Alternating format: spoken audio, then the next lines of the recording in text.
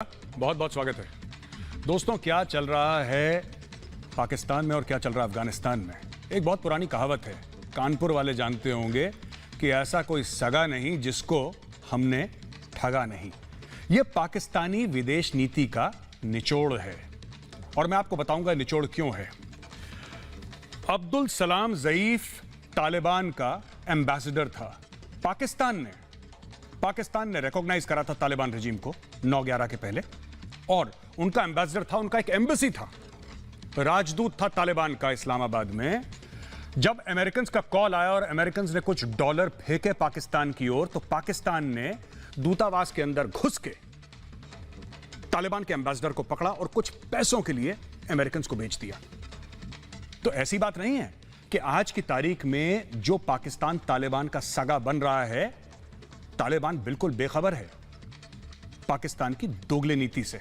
आइए मैं आपको तारुफ करवाता हूं, आपको इंट्रोडक्शन करवाता हूं अपने गेस्ट के साथ, और इस बहस को हम आगे बढ़ाते हैं कि ऐसा कोई सगा नहीं जिसको हमने ठगा नहीं। भारत का पक्ष रखने के लिए वैभव सिंह हैं, जियोपॉलिटिकल एनालिस्ट हैं और डिफेंसिव ऑफेंस के फाउंडर हैं। वैभव, आपका बहुत बहुत स्वागत है। हमारे साथ राजा फैजल हैं, जर्नलिस्ट, और राजा फैजल साहब आपका बहुत बहुत स्वागत है। आरजू काज़मी साहिबा, आपका भी बहुत बहुत स्वागत है। इस्लामाबाद से हमें ज्वाइन कर रही हैं आरजू काज़मी साहिबा, और सुशील पंडित जी थोड़ी देर में हमें ज्वाइन करेंगे, कश्मीरी एक्टिविस्ट हैं, वो आएंगे, मैं अलग से आपको इंट्रोड्यूस कराऊंगा। अच्छा, सबसे पहले मैं राजा फैजल आपके पास जाना चाहता हूं। जो पाकिस्तान कहता है कि साहब पाकिस्तान का मीडिया में मैं इनफैक्ट मैं आपको एक बात बता दूं कि बहुत क्लोजली वॉच करता हूं, हमारा काम भी कुछ ऐसा ही है।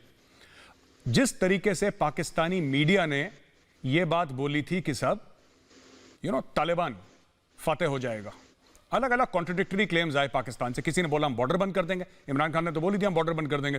किसी ने बोला देखा मजे आ जाएंगे, इंडिया की $3 बिलियन की इन्वेस्टमेंट डूब जाएगी, वगैरह वगैरह, जितने मुंह उतनी बातें।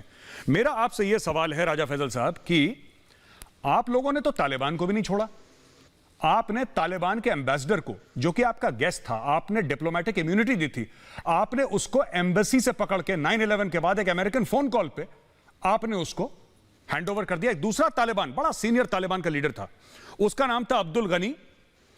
अब्दुल गनी को आप लोगों ने क्या करा कि वो इनवाइटेड था पाकिस्तानी गवर्नमेंट के साथ, और वो वहां पे इस्लामाबाद में रह रहा था, उसको पकड़ के, अब्दुल गनी बरादर उसका नाम था, उसको पकड़ के आप लोगों ने जेल डाल दिया। 8 साल वो जेल रहा, और उसके बाद जब कतर में जो टॉक शुरू हुई, तालिबान ने उसको अपना हेड बनाया। फिर उस बंदे ने शुरुआत करी बातचीत ईरान से, रूस से, भारत से, और तब से भारत तालिबान के साथ बात कर रहा है। मैं आपका व्यूज जानना चाहता हूं, इस पूरी लड़ाई में, इस पूरे झगड़े में जो अभी हम देख रहे हैं तालिबान के साथ हो रहा है और अफगान गवर्नमेंट फोर्सेस हैं, आप कहां खड़े हैं? पाकिस्तान कहां खड़ा है साहब? देखिए, पाकिस्तान जहां पे खड़ा, वहां पे खड़ा होना चाहिए था, और तालिबान सबसे बेहतर जानते हैं कि पाकिस्तान कहां पे खड़ा है, और पाकिस्तान कहां पे खड़ा था पोस्ट 9/11 और अब कहां पे खड़ा है। तो मेरे ख्याल में मुल्ला ब्रादर के बारे में आपने बात की, मुल्ला ब्रादर को सबसे बेहतर पता हो सकता है कि पाकिस्तान ने कहां पे क्या क्या उनके साथ खड़ा हुआ, और अगर उनकी तरफ से पाकिस्तान के खिलाफ कोई बयान नहीं आया तो उससे काफी सारी चीजें क्लियर हो जाती हैं। लेकिन अगर देखा जाए कि भारत की बात की जाए कि भारत कहां पे खड़ा है, तो मेरे ख्याल में भारत के लिए प्रॉब्लम्स है। उसकी वजह यह है कि आज से 1.5 महीना पहले तक तो भारत चाह रहा था कि मुल्ला ब्रादर से बात हो जाए, उनसे कतर में जाके बात करने की कोशिश की। एट द सेम टाइम आपकी जो गवर्नमेंट है वो काबुल में बैठी हुई गवर्नमेंट का साथ दे रही थी, और अचानक से उनको याद आया कि काबुल जो है वो तालिबान के हाथ भी आ सकता है, तो तालिबान को इंगेज करना चाहिए। लेकिन जब वहां से आपको पॉजिटिव साइंस नजर नहीं आए तो आपने अचानक से उनके खिलाफ बात करनी शुरू कर दी। ये पहला प्रोग्राम है गौरव जिसमें कि आपने तालिबान के खिलाफ खुल के बात नहीं की। अदरवाइज पिछले 2-3 प्रोग्राम्स में रिपब्लिक में और दूसरे चैनल्स पे भी मुझे हर तरफ तालिबान के खिलाफ बात होती हुई नजर आती है।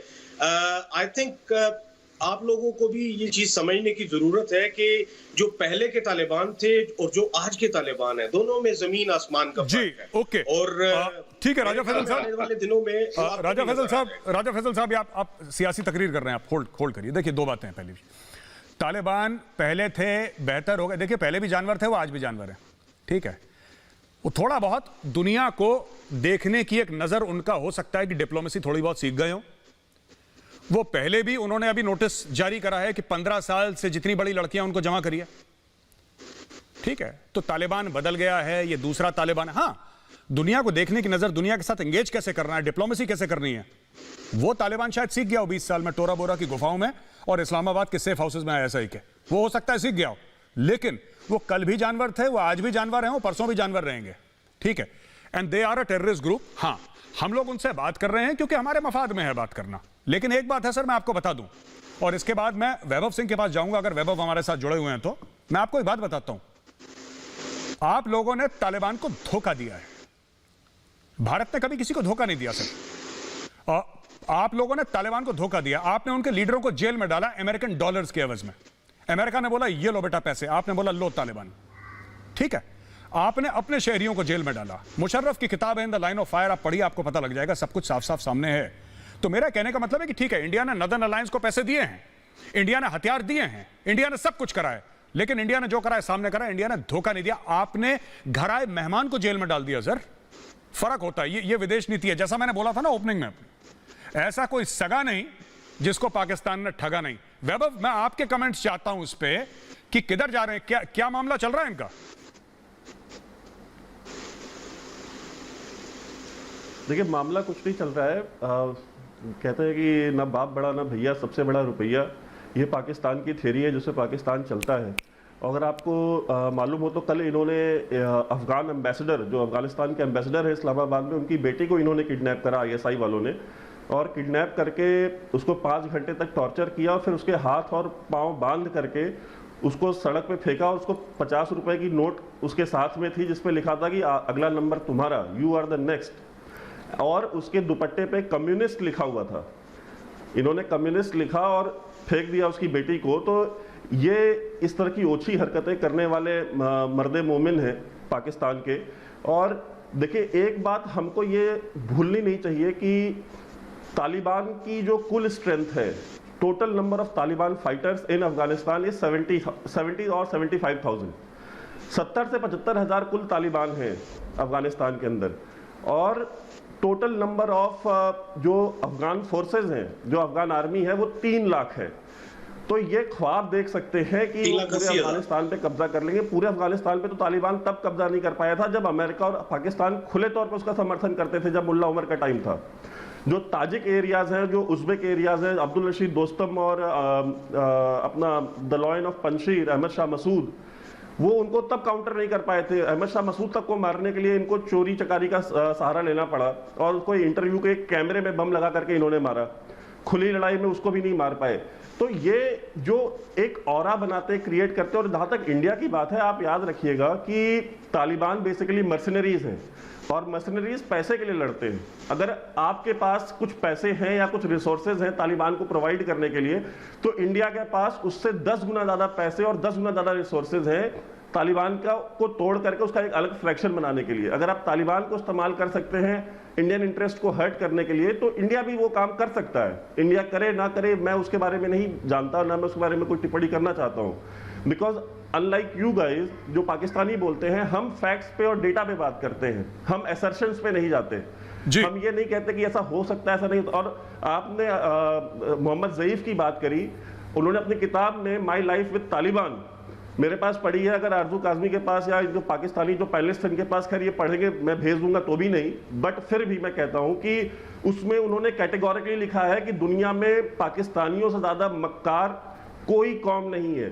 और ये बात मैं नहीं कह रहा हूं, ये जो तालिबान के एम्बेसडर थे इस्लामाबाद में, उन्होंने अपनी किताब में लिखा है।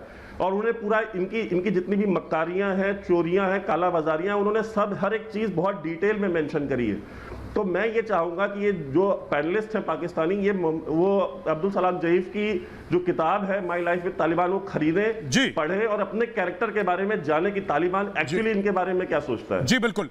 वैभव, मेरे पास वो एक्सर्प्ट्स हैं उस किताब के जो एग्जैक्टली जो उन्होंने कहा था अब्दुल सलाम ज़ईफ ने। मैं पढ़ता हूं पहले अंग्रेजी में, फिर तर्जुमा करूंगा मैं हिंदी में।